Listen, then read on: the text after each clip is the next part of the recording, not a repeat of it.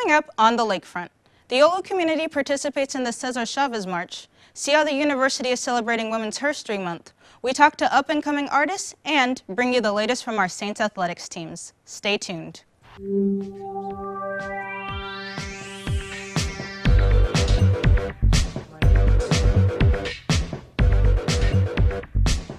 Hi, welcome to the Lakefront. I'm Chancellor Macanjuola.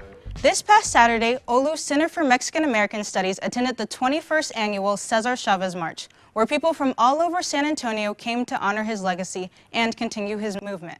Here's Lakefront reporter Nick Mendoza with more.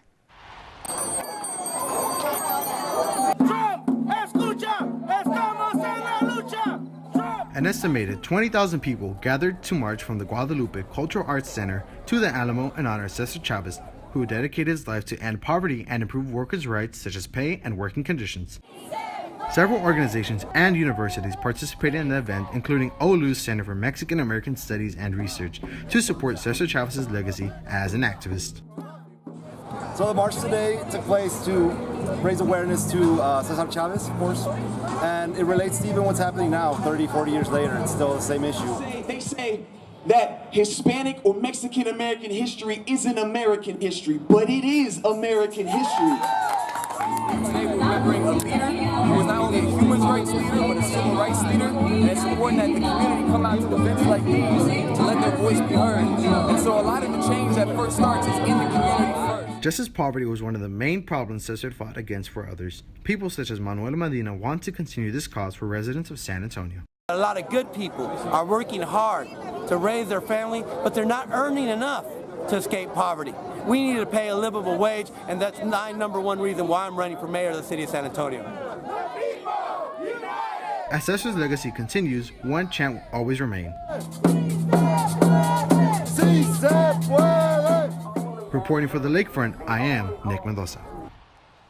Thanks, Nick. Speaking of marches, earlier this month, people gathered in downtown San Antonio to participate in a march in honor of International Women's Day. Lakefront reporters Karina Martinez and Victoria Arroyo attended the event and tell us more. United, we'll never be divided. The women, united, will never be divided. The 27th Annual Women's March was held at Milan Park to unite communities and uplift women everywhere by becoming the voices of conscience, the roots of change, and the leaders of local and global movements. People took the streets to march in solidarity for women's rights and social justice issues. Water is life, el agua es vida. Despite the history of repression, the movement Mujeres Marcharán came together to make a positive social change, touching on issues such as healthcare, environmental justice, education, and fair wages.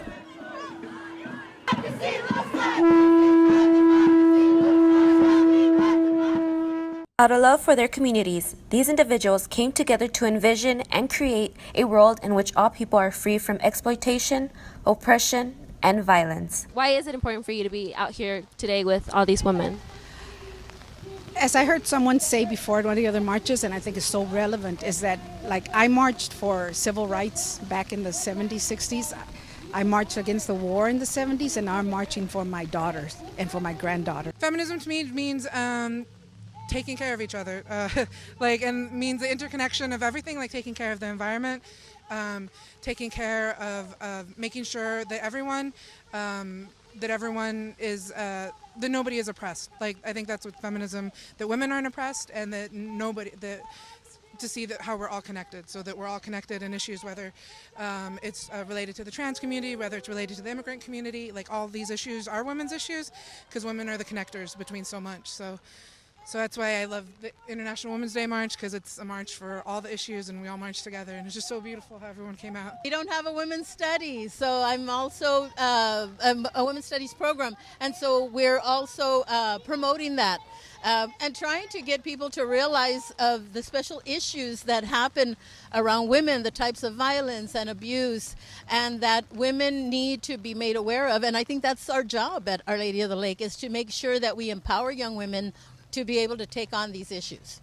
On this rainy Saturday afternoon, the people of San Antonio have proved our existence is resistance. Reporting for the Lakefront, I'm Karina Martinez. Wow, that was such a great turnout. Thank you, Karina and Victoria. Be sure to visit the San Antonio Women's March website for more upcoming events. Since March is Women's HERstory Month, the university is celebrating it by inviting guests and showing presentations on topics relating to women's issues and their rights. Earlier this month, Dr. Kenitra Brooks came to OLLU where she presented a lecture from her course on Beyoncé's Lemonade album. The event was hosted by the Center for Women in Church and Society, and I got a chance to attend to learn more about the deeper meaning behind the album. Blues woman, conjure woman, Beyoncé. These are some of the things Dr. Kenitra Brooks discussed during her lecture to the OLLU community in Chapel Auditorium, where she was the featured guest.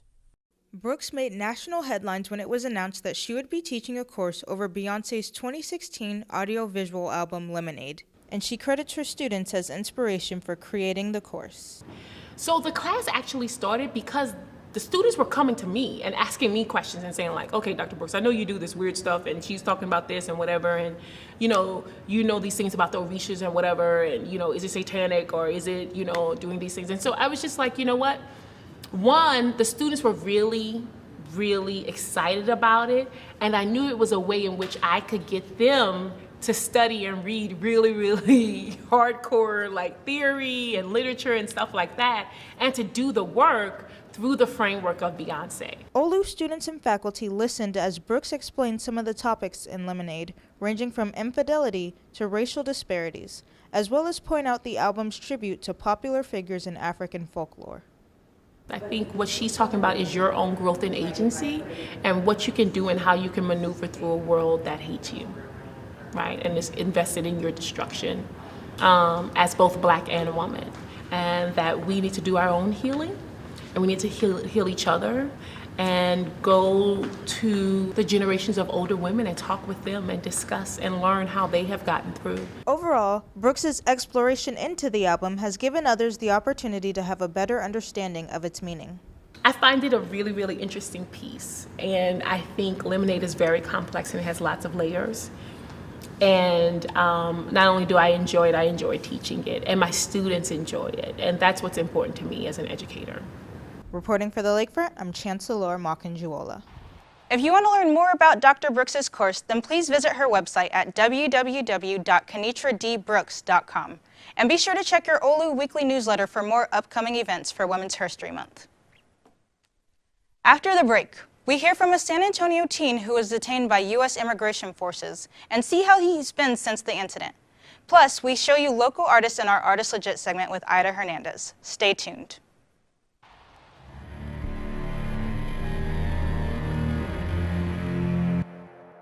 Vista wants you.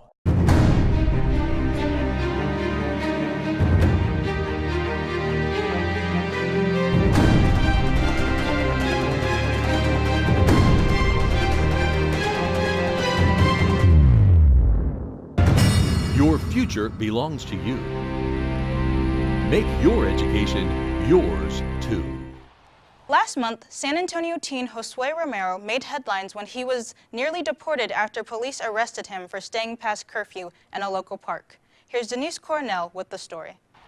My name is Josue Esau Romero Velasquez. I am 19 years old. I left Honduras at the age of 3, and I got here in 2004 at the age of 5, it should have been 6 at that point, actually. Growing up undocumented, deportation was something that Romero feared, and that fear almost became his reality one night in February when he stayed past curfew at a local park and was then arrested for drug-related charges. It was Tuesday the 14th of February, Valentine's night actually, and I was at the skate park that night. Curfew was 11 o'clock. I left the skate park and was in my car probably 5 minutes before, and I took the time to answer some texts. By the time I knew it was 11, like flat 11, and I realized I needed to take off. After park police searched his car, Romero was arrested and taken to city jail. Although Romero's father posted the bail, he was not released. The next morning, he was taken into ICE's custody. Being in the situation was it was really sort of terrifying. But at the beginning, I was still hopeful, right? I figured, I would be able to leave the city jail without much consequence. I mean, I would have the case to deal with, but I would still be all right. But then after ICE approached me, that's when I started to get a little bit more fearful. After a statement from Congressman Lloyd Doggett was published, Romero was released. The statement emphasized Romero's protection from deportation since he was a DACA student. This statement had an impact on his case. However, there were others involved in Romero's release.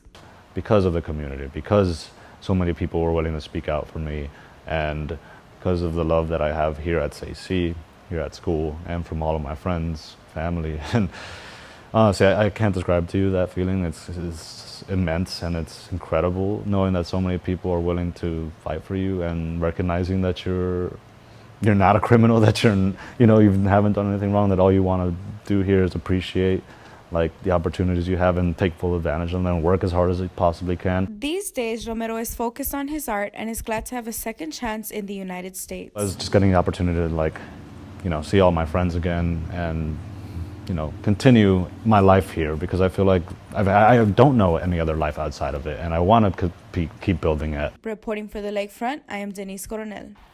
Thanks, Denise. You can learn more about Josue's story in this month's issue of the Lakefront newspaper on stands around campus. San Antonio is filled with a lot of talented people, especially those looking to break into the music industry. Lakefront reporter Ida Hernandez got a chance to speak with local artist SoulChild Jordan for her Artist Legit segment. Check him out.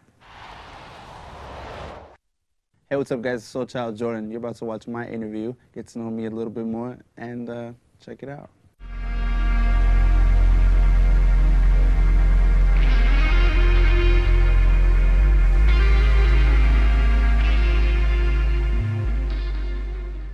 I grew up in a small town. Everybody knew everybody. Seguin, Texas.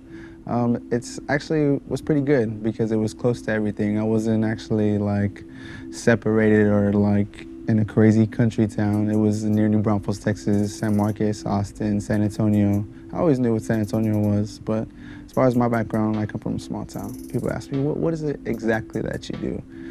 People think I'm an artist, I sing and things like that, and I like to think of myself as an artist because of the things that I do, but I just answer, I'm an entertainer. First and foremost, I'm an MC, a host. I host parties, events, birthday parties, shows, award shows.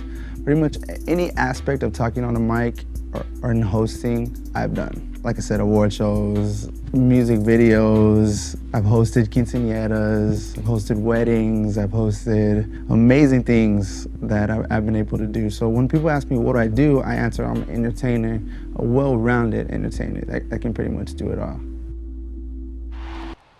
Over spring break, several students traveled to New Orleans, Louisiana as part of OLLU's annual Journey to Freedom trip. Lakefront reporter Ida Hernandez went on the trip where she met a popular visual artist there. Here's more. Peace, I'm Brandon Bmike Odums. I'm a visual artist from New Orleans, and we're currently at Studio B, or outside Studio B.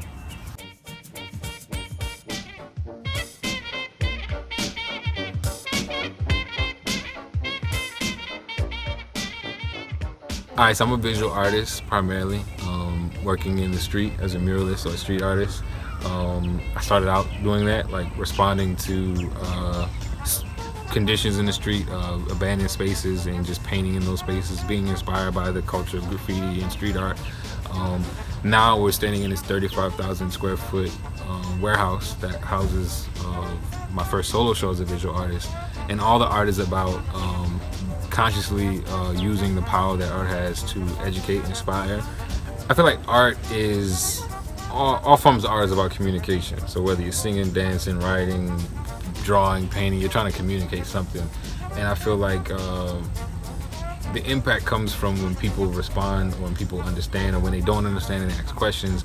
I feel like there's a lot of power in the type of conversations that can come from art. I feel like artists have a responsibility to reflect truthfully what's happening in the world, but not only just to reflect what's happening currently, but also project what they hope things could be. So it's this duality of being truthful about what's happening, but also being hopeful about how things could be. And I feel like there's a lot of power in identity. There's a lot of power in just painting, making people feel valuable about what you paint, making them understand that they come from something great, they come from a great legacy, and I feel like that's what I try to do with the art that I create. I hope to connect people with something larger than who they are. And so that is where I hope the impact is. All right, you are tuned into Artist Legit, and I'm Bmike. You can follow me on Instagram at Bmike2, the letter C. My website is BrandonOdums.com. And yeah, check out what's going on over here in the streets. Wow, such great talent. If you want to learn more about any of the artists featured in this week's Artist Legit segment, then please head over to our Facebook page to see links to their social media. After the break, we hear more plans for a pilgrimage to France with the Sisters of Divine Providence and share details of OLLU's recent Fiesta Medal unveiling. Stay tuned.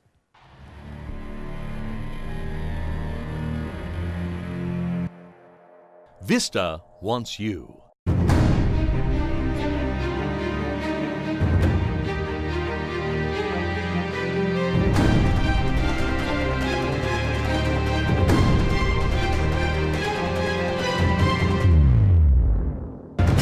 Your future belongs to you. Make your education yours too. The Sisters of Divine Providence have been hosting fundraising events in order for students to get the opportunity to take a pilgrimage with them to France in order to experience the history of the Congregation of Divine Providence. I sat down with Sister Gloria Ann Fiedler, who is coordinating the trip, as she explains more.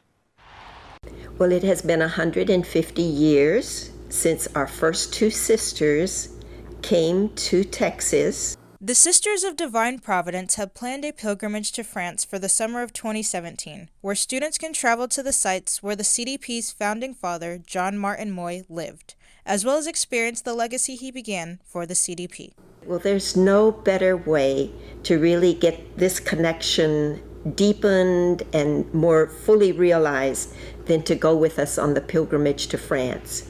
And so we're doing this because we want not only the students, but faculty, staff, anyone who wants to go and walk in the footsteps of our founder and get to really have this immersion, which is an immersion of spirituality now for our sisters over 250 years. While students may be excited to be traveling to France, there are a few things Sister Gloria hopes they learn from the pilgrimage. Deepen their relationships, deepen their understanding of what it means to be called by God, as Father Moy was called by God, to realize the vision and the dream that he felt that God had for these sisters when Father Moy founded them.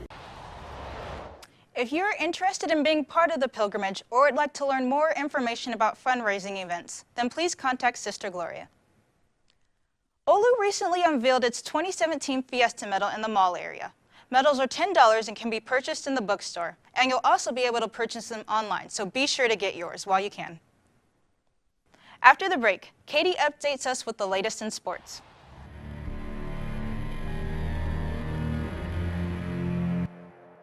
Vista wants you.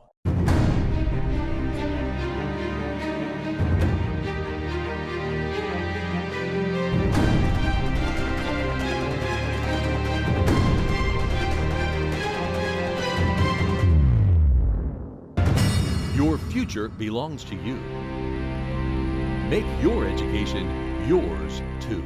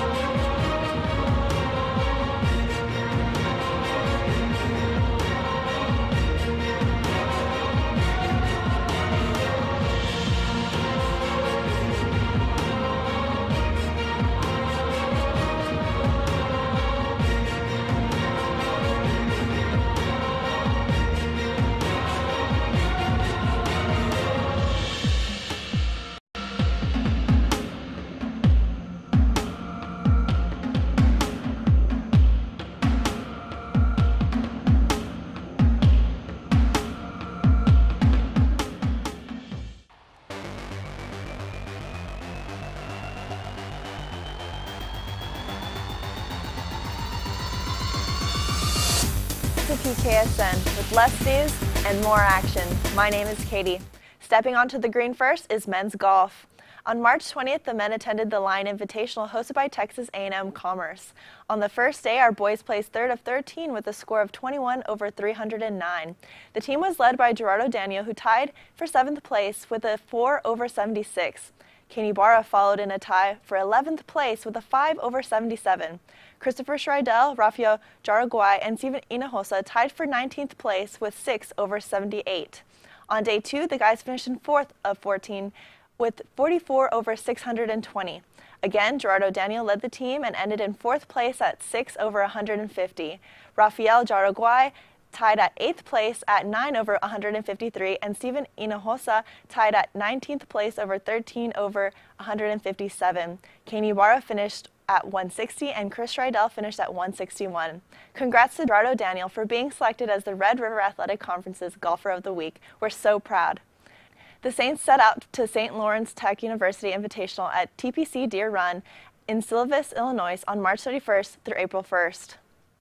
On Sunday, March 26th, tennis hosted Gustavus Adolphus at the San Antonio Country Club. The Saints won 5-4 against the NCAA Division III team.